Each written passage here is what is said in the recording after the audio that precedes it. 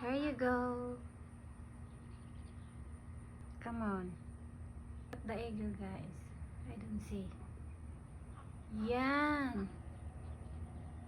See, the baby came up and then back down. The eagle trying to catch the duck.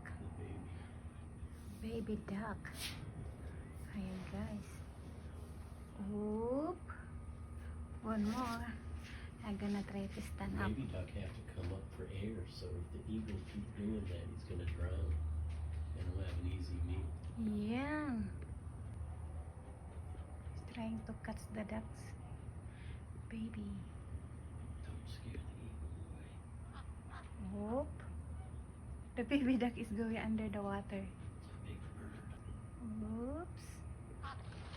Oops. See, he's trying to scare him. He's leaving, but he's coming back later on. Now he's going to another